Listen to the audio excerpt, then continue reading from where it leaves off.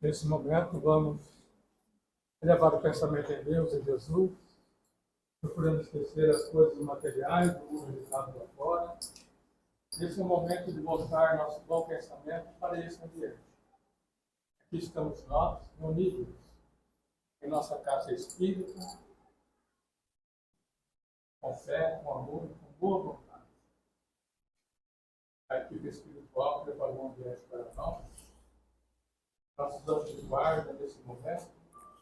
Um abraço amigo nos acalentando, acalmando nosso coração, nossa mente. O livro branco que minhas mãos folheavam mostrou-me, em uma de suas páginas velhas e amareladas com o tempo, uma frase escrita num dia qualquer de um passado distante. A frase dizia simplesmente: só quem ama vive, quem não aprender a amar, jamais terá vivido. Desde que estamos sobre a face da terra, o amor é a única força que nos rege, que nos orienta, que abre caminhos para vivenciarmos momentos de felicidade. E hoje, através da palestra que foi proferida, temos a oportunidade de aprender lições grandiosas de elevação espiritual, as quais nos ensinam a nos amar uns aos outros e a Deus acima de todas as coisas, tornando cada um de nós criaturas humanas cada vez melhores. Hoje, Jesus, orar é querer teu amor, e é meu mundo de paz, minha eterna, nossa eterna oração. Pai nosso, que estais nos céus, santificado seja o vosso nome. Venha a nós o vosso reino. Seja feita a vossa vontade, assim na terra como no céu. O pão nosso de cada dia nos dai hoje. Perdoai as nossas ofensas, assim como nós perdoamos a quem nos tem ofendido. E não nos deixeis cair em tentação, mas livrai-nos de todo mal. Assim seja. Com muito carinho, na noite de hoje, nosso irmão, nosso amigo da cidade de Monte Azul, Aparecido, que vai proferir a palestra da noite. Palavra sim. Vocês costumam fechar que horário, mais ou menos?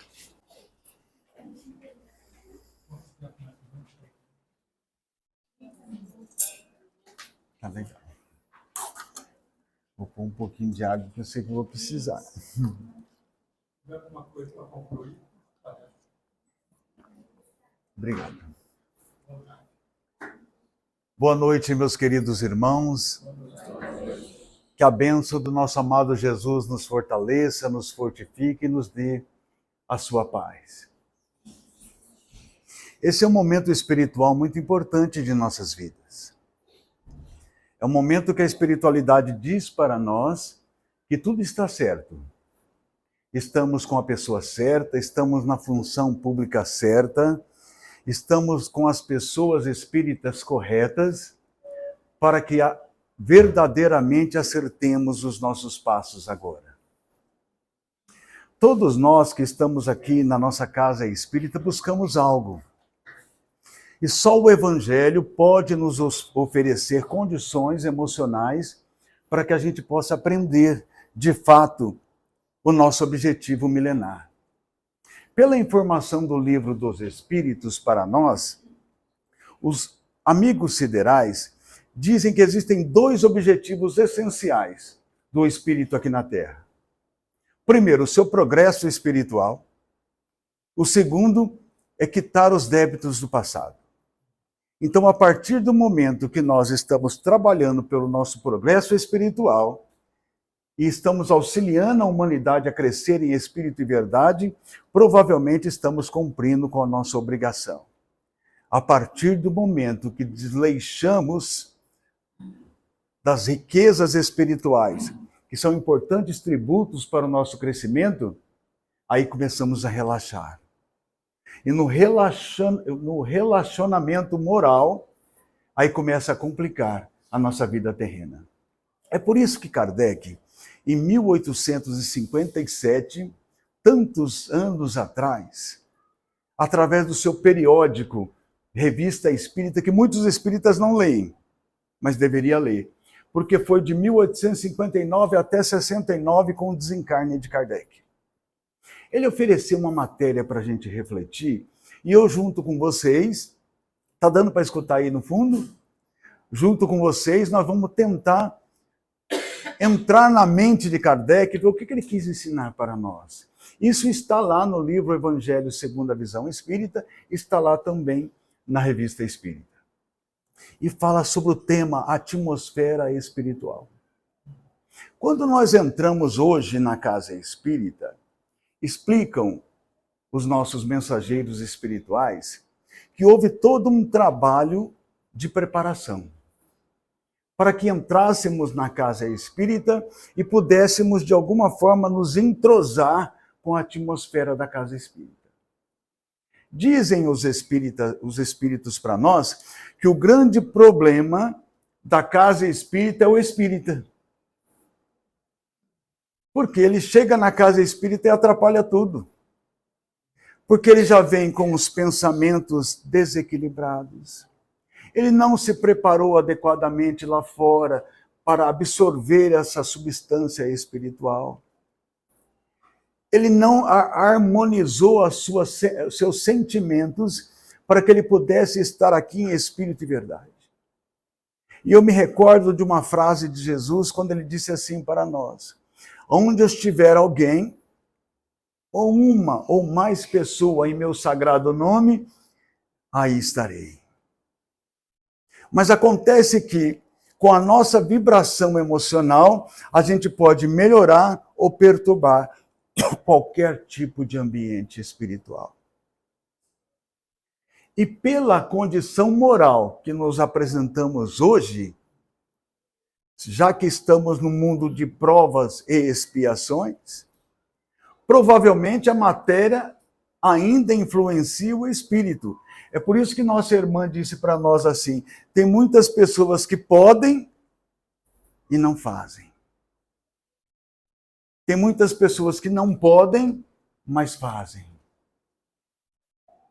Porque já entenderam a sua missão na Terra. Entendeu que a vida não é simplesmente prazeres. Entendeu que a vida é algo mais a nível espiritual. Então Kardec passa a trabalhar esse tema atmosfera espiritual e ele explica para nós que todos nós somos compostos de quê? Corpo físico. Existe um corpo fluídico que é chamado de perispírito, que é o corpo do espírito. Então, quando a gente vê alguém do mundo espiritual, a gente não vê espírito, a gente vê o perispírito, que é o corpo do espírito. Então, a partir do momento que existe essa trindade espiritual, a união espírito, perispírito e corpo completa provisoriamente a reencarnação. Mas Kardec vai mais além, dizendo assim: além dessa sustentação, existe algo importante para a gente refletir. Ora, a gente tem tristeza, a gente tem sentimentos, a gente chora, a gente ri, a gente fala mal, a gente pensa mal. Isso se chama vibração. Então, cada qual de nós mantém-se com a sua vibração própria. É por isso que Joana de Ângeles diz assim: a gente fala o que quer, pensa o que quiser, mas vai viver sob o clima que merece. Eu posso xingar? Posso. Eu posso agora pensar em suicídio se eu quiser, que eu tenho livre-arbítrio. Eu posso causar uma maledicência em relação a qualquer criatura humana? Posso, eu tenho livre-arbítrio. Mas Jesus acrescenta para nós que existe algo que chama responsabilidade. Eu posso ter uma esposa no meu lar, mas ter uma amante fora do lar? Posso. Mas existem as consequências espirituais, que são muito sérias para cada um de nós. Eu conheci um sujeito que ele tinha família em cada cidade. Ou pelo menos tentava ter. Aí ficamos olhando a nível espiritual e percebemos, ficando sabendo que ele está reencarnado, recentemente. Só que ele renasceu num corpo profundamente disforme. A nossa atual reencarnação, nós comentávamos um pouquinho antes, está tudo certo para que a gente dê certo. Para que a gente saia dessa experiência carnal um pouco melhor do que entrou. Mas nós precisamos começar a modificar o nosso padrão mental. Às vezes vamos visitar alguns lares para um evangelho no lar, principalmente em Barretos, que estamos temporariamente em Monte Azul Paulista, mas somos de Barretos, e visitando famílias vulneráveis a nível espiritual. Aí quando a gente adentra a casa daquele familiar, aí você vê toda uma situação desconfortável a nível espiritual. Aí pergunta-se por quê? É porque as pessoas dentro da própria casa não se respeitam. É porque as pessoas xingam uma às outras, têm comportamento profundamente hostis, não têm conduta moral adequada para ter um ambiente saudável dentro de casa. É por isso que Kardec diz para nós, dizendo assim: naquele que nem sequer pensa no mal, tudo está pronto. O mal não entra nele. Mas aquele que pensa no mal, mas combate o mal com todas as forças, ele está no caminho. Eu acho que a grande maioria de nós, acredito. Mas aquele que pensa no mal e se compraz, esse tem tudo por fazer. A nível espiritual, ele está gatinhando ainda. Ele precisa de muitos recursos a nível espiritual. Então Kardec, continuando, disse assim: aquele que sente a matéria, as sensações da matéria e se contenta com aquilo, a matéria influencia sobre ele 100%. Então ele é desequilibrado na área sexual. Ele é desequilibrado ao alimentar-se. Ele é desequilibrado em todos os campos a nível social. Aí ele tem atmosfera íntima? Tem. E quem que nutre essa atmosfera íntima? Os chamados espíritos vampirizadores, que nutrem aquelas sensações que ele está sentindo. Meus irmãos, quando eu penso no sexo de forma totalmente desequilibrada, o primeiro pensamento é meu. Mas a partir do momento que eu me mantenho naquele nível mental, alguém se interessa por mim. Isso vale em todos os sentidos da vida. A partir do momento que eu digo que não perdoo, o primeiro pensamento é meu. Mas a partir daquele primeiro pensamento, almas afins se aproximam. É por isso que muitas vezes a pessoa busca a casa espírita pensando que é mediúnico, pensando que é mediunidade.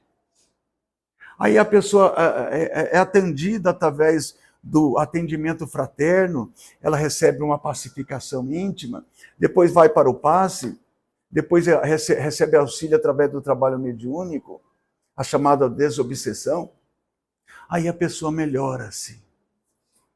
Aí nos perguntamos assim: quem são aqueles espíritos que lhe acompanhavam?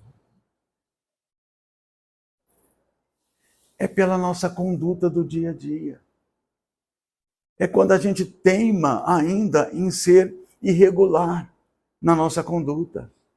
Dizem os espíritos amigos para nós que hoje, atualmente, estão encarnados aqui na Terra próximo a 8 bilhões de espíritos. André Luiz confessa para nós, em algumas de suas obras, que no mundo espiritual é mais ou menos 3 a 4 vezes superior a população da Terra. Então, se formos analisar o contexto de espíritos que estão de alguma forma ligados à nossa vida íntima, são mais ou menos 30 bilhões de espíritos que estão sujeitos à reencarnação. São espíritos que ainda a atmosfera espiritual são profundamente densas. Aí nós libertamos aquele espírito que aquela pessoa trouxe. E ela está sentindo depressão, ela está sentindo tristeza, ela está sentindo melancolia, raiva. Aí ela recebe o pronto atendimento. Aí ela melhora-se por algum momento. Mas se ela voltar à rotina da atmosfera espiritual dela,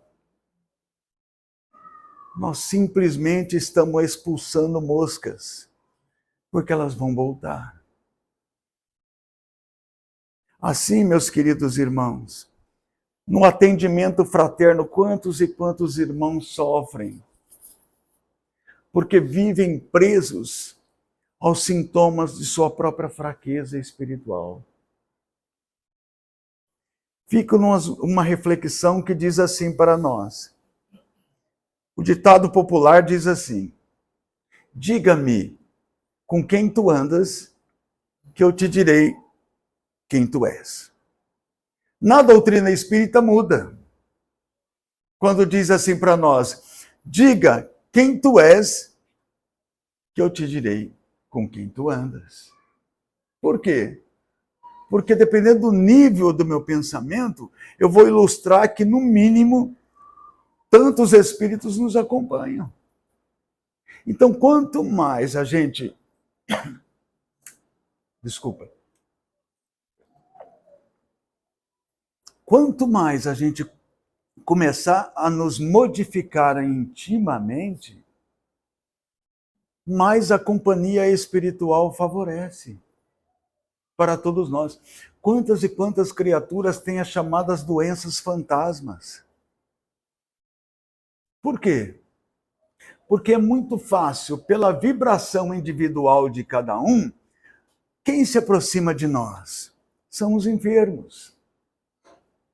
Então aquele espírito desencarnou com um AVC, aquele espírito desencarnou com uma depressão, aquele espírito desencarnou com um câncer. E como nós somos sofredores e o nosso pensamento predomina o sofrimento, quem vai se aproximar de nós? Os sofredores. Aí a pessoa vai no médico e o médico faz toda aquela... e não constata nada. Fala: fulano, eu fiz todo tipo de exame em você, mas você não tem nada. Mas você sente tristeza, você sente dores, você sente tudo que é possível. Aí a ciência diz para nós que são doenças fantasmas. E a nível espiritual, que nós vamos dizer que são doenças derivadas do mau comportamento mental.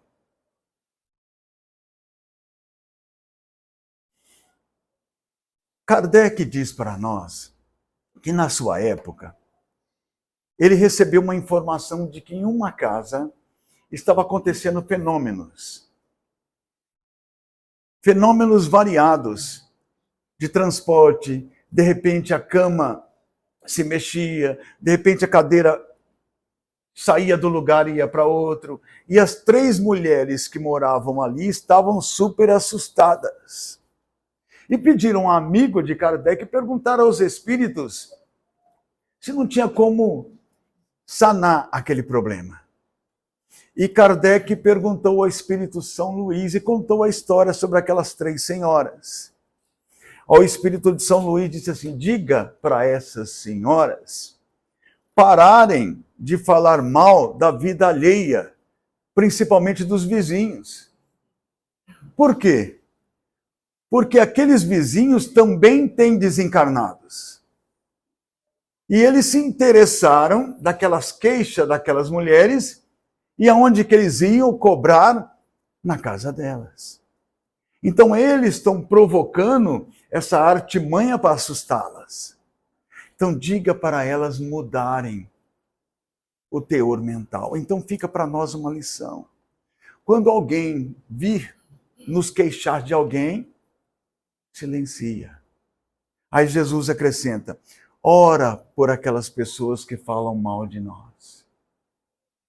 No Evangelho segundo a visão espírita, Jesus diz para nós assim: a verdadeira pureza não está somente nos atos, também está no pensamento. Porquanto, aquele que tem puro coração, nem sequer pensa no mal. O que Jesus quis dizer aí? Aí ele, mais tarde ele diz assim: ouviste o que foi dito aos antigos, não adulterarás.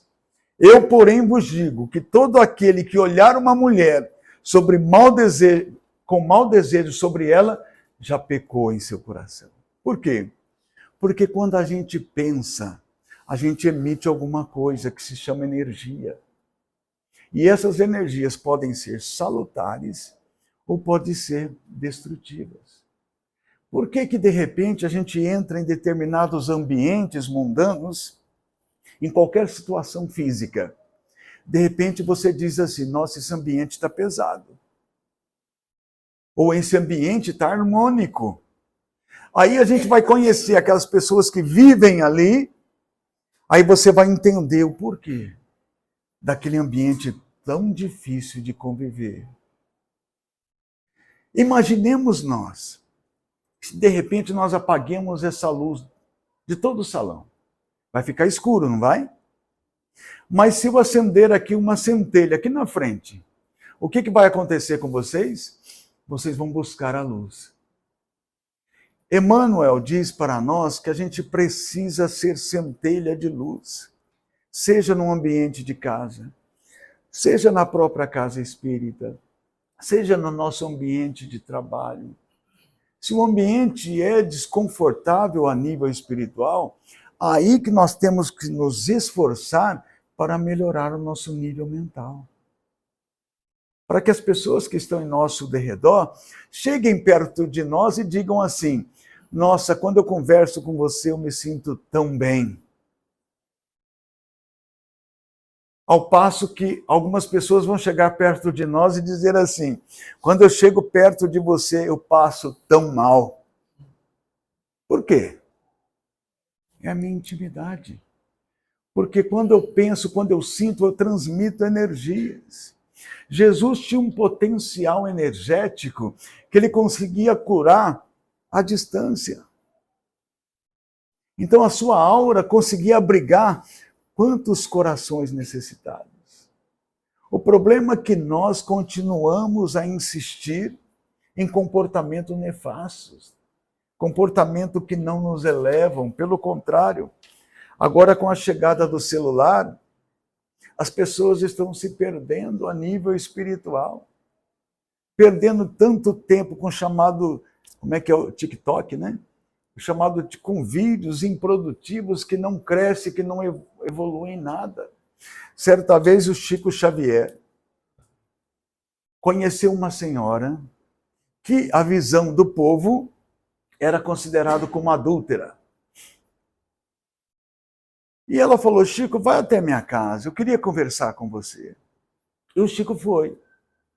Só quando ele estava se ajeitando para ir àquela casa da senhora, Emmanuel lhe apareceu, seu mentor espiritual, e disse: Chico, onde você vai?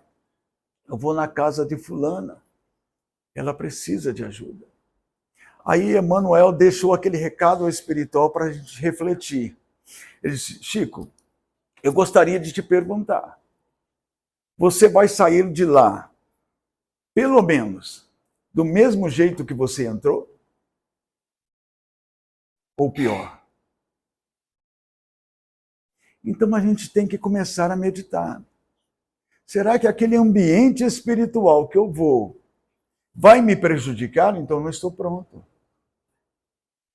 Será que aquele tipo de ambiente vai me fornecer condições moral para crescimento ou vai me destruir moralmente? Emmanuel também dá um recado a respeito do carnaval, quando ele diz assim: uma noite de esquecimento do dever pode complicar uma existência inteira. Porque as pessoas, às vezes, aproveitam que é carnaval e dizer, hoje eu vou aproveitar. Hoje eu vou esquecer de casa espírita. Hoje eu vou esquecer dos meus valores morais. Que eu levei tanto tempo para cultivar. E naquela noite acontece muita coisa. Aí Emmanuel reconsidera para nós. Às vezes, uma noite de esquecimento de dever vai reproduzir muito mal para nós. No Livro dos Espíritos tem uma observação tão interessante quando diz assim: os espíritos nos acompanham. Aí olha a resposta dos espíritos que todo mundo conhece. Muito mais do que imaginais. Às vezes, eles te dirigem. Então quer dizer que aquele pensamento que me chega do nada pode ser espiritual? Pode. Aquela sensação desconfortável que eu estou sentindo pode ser espiritual? Pode. Aquela vontade de fazer alguma coisa agressiva, aquela vontade de falar mal de alguém, pode ser espiritual, sugestionado? Pode. E muitas das vezes nós estamos sendo intérprete dos espíritos. Mas por que os espíritos inferiores me acompanham tanto? Porque eu também sou inferior. Porque eu estou dando vazão àquilo que eles gostam. E é de se lamentar tanto, meus queridos irmãos, quantos vícios que a gente se perde. Não só vícios materiais. Uma vez, conversando com uma psicóloga, ela me deu, eu sou assistente social, trabalho no Fórum de Monte Azul Paulista e estou desempenhando função. E uma psicóloga, conversando com ela, ela disse para nós assim, oportunamente, os principais vícios são aqueles que a gente não vê. Eu falei, quais vícios são esses? Mas o vício não é só beber, a droga e outras coisinhas, não. Falou, não, o pior dos vícios é aquele que a gente não vê. E ele existe. É por isso que eu tenho que tomar muito cuidado com uma pessoa ao dizer assim, fulana, larga desse vício. Porque às vezes ela não está pronta. É preciso um trabalho espiritual íntimo adequado para que ela supere aquela viciação, que já vem de anos e anos a nível mental. Por que os espíritos simplesmente não tiram uma interferência espiritual da noite para o dia? Porque eles estão se alimentando energeticamente. E diz André Luiz para nós que a ruptura poderia ocasionar o desencarne do encarnado. E a gente, naquele contexto de moralismo, a gente aponta. O fulano bebe, o ciclano fuma, aquele mexe com droga, aquele viciado em sexo, aquele fala mal do semelhante. É por isso que Jesus diz, olha, diz para nós de forma reiterada, nós não temos capacidade de julgar ninguém. Por que não temos? Porque temos problemas. E problemas sérios dentro de nós. Então essa psicóloga diz para nós, e quais são aqueles vícios que eu não vejo? É principalmente ligado ao aspecto moral. Pergunte a um homem, a uma mulher, que ele precisa parar de se alimentar para emagrecer. Imagina o sofrimento dessa criatura. Para ela conseguir diminuir a alimentação. É um vício? Está viciada. Tudo aquilo que eu faço de forma desequilibrada por várias vezes consecutivas, eu estou viciado. Eu tomo café o dia inteiro, eu estou viciado. Eu falo mal dos outros o dia inteiro, eu estou viciado. Essa educação moral é muito importante para nós. E continuando esse diálogo com essa psicóloga, ela disse assim, o problema não é o vício que você vê, é o vício que você não vê. Aquilo que está por trás do vício. Por que será que a pessoa fuma? Se ela sabe que faz mal para ela. Por que a pessoa droga-se? A chamada drogadição. Por quê? Porque ela sabe que faz mal para ela. Porque eu conheço médicos que fumam. Eu conheço psicólogos que bebem demais, que mexem com drogas. Aí ela disse para nós, o problema é o que está atrás daquilo. Porque por detrás de todo vício tem um problema que precisa ser corrigido. E só para a gente elucidar esse fato, na época, hoje a minha criança está com 22 anos. E uma vez, mais ou menos quando ela tinha uns 7 anos de idade, ela foi no dentista. O dentista falou assim, olha, os dentinhos dela tá irregular. Porque ela a chupeta. Ela não consegue largar da chupeta. Então ela precisa largar dessa chupeta hoje. Não é amanhã, é hoje. A partir de hoje, já tira essa chupeta dela. Cheguei à noite do serviço, conversei com a minha esposa e percebi que a filha estava profundamente desequilibrada. Andando de lá para cá, daqui para colar. Falei, meu Deus, o que será? Nunca vi ela assim, tão ansiosa. Ela chamou-me no canto, a esposa, não é que o dentista pediu para tirar a chupeta hoje. Eu falei, está errado. Ninguém tira vício de ninguém da noite para o dia. É preciso ter uma preparação íntima adequada para que a pessoa tenha com tranquilidade, porque senão você tira um vício e desenvolve outro. É igual o médico disse para mim, alguém estava com câncer e fumava. Só que ela estava tentando parar de fumar e não estava dando conta sozinha. E estava adquirindo um outro problema, a depressão. Falei, então volta a fumar.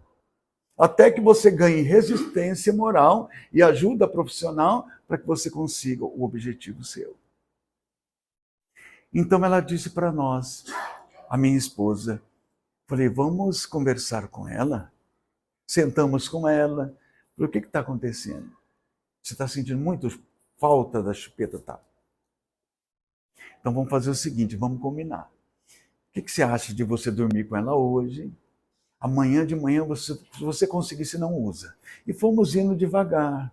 Passaram-se um mês. Ela largou sozinha. Sem sofrimento, sem adquirir outro vício qualquer. E nós, na nossa pressa de corrigir o outro, mas o outro não está pronto. Então é preciso que nós tenhamos calma. E faça como Jesus. Quando Jesus perguntava assim, tu queres realmente curar? Ele que estava perguntando se a pessoa estava pronta para a cura. Então, meus irmãos, a atmosfera espiritual de cada um de nós é uma coisa muito importante. O que pode nos ajudar? A prática do bem. Aqueles em que o pensamento é profundamente insatisfatório, é negativo, que cada um conhece aquilo que dói em nós, o mal que ainda reside em nós. Não é possível nós conseguirmos oferecer o que as pessoas têm de pior ou de melhor. Então, o que nós podemos fazer? Orar mais, conversar com Deus, porque Ele sabe das nossas fragilidades. Falar, Senhor, eu estou com um problema tão sério que eu não estou dando conta. Eu preciso da ajuda espiritual para vencer aquele problema, aquele defeito, aquele vício. Me ajuda que eu vou conseguir. E aos pouquinhos, você vai conseguindo chegar ao resultado satisfatório. Então, meus queridos irmãos, a oração, a prática do bem, a caridade em ação no dia a dia, a mudança de hábitos. Se eu sei que aquele bar, que aquela festa vai me trazer compromissos espirituais negativos, que eu não vá. Se eu não estiver pronto para participar daquele tipo de evento, que eu não participe. Então, tudo isso, meus queridos irmãos, é importante para nós. Aí comentamos assim, mas a Casa Espírita não fornece todas essas condições? Fornece. Tem todas as condições para que a gente melhore. O problema, diz André Luiz, aqui dentro a gente está bem. Falou, eu entrei na Casa Espírita, agora eu estou no céu. Até a dor de cabeça passou. Só que do momento que eu saio lá fora, os meus amiguinhos estão me esperando. Aí eu volto a ser o Aparecido de sempre. Então aqueles amiguinhos que estão lá vão aguardar a minha presença. Mas se eles perceberem que eu estou mudando de comportamento, aí automaticamente eles vão me deixar. Quem vai se ocupar comigo são os espíritos que podem realmente nos ajudar. Certa vez, o Chico Xavier estava atendendo pessoas carentes, e ele atendia mais ou menos até de madrugada. E, oportunamente, ele estava recebendo uma receita do espírito de Bezerra de Menezes. Entregou para uma senhora, e essa senhora foi embora.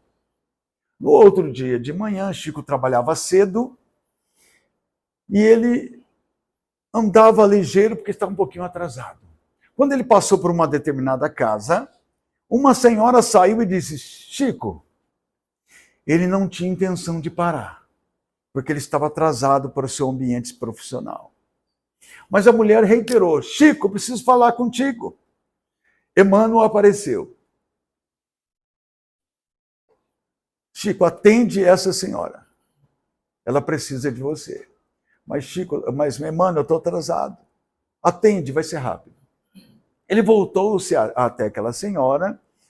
A senhora disse: ô, Chico, o Bezerra mandou uma mensagem para mim de um remédio X, só que eu não entendi. Aí Chico foi e orientou ela tudo certinho, como era o procedimento correto, tal, e foi embora. Deu alguns passos para frente, Emmanuel se aproximou dele e falou: Chico, olha para trás. E ele olhou. Falou: percebe que da boca dela está saindo algumas energias. E essas energias estão tocando você aonde? No coração. Você sabe o que ela está dizendo para você, Chico, agora? Vai com Deus. Agora imagina, Chico, se ela estivesse te mandando para o inferno. O que você estaria recebendo agora, nesse exato momento? Porque nós estamos vivendo um mundo de vibrações. E a Terra, infelizmente, está vivendo uma vibração profundamente negativa.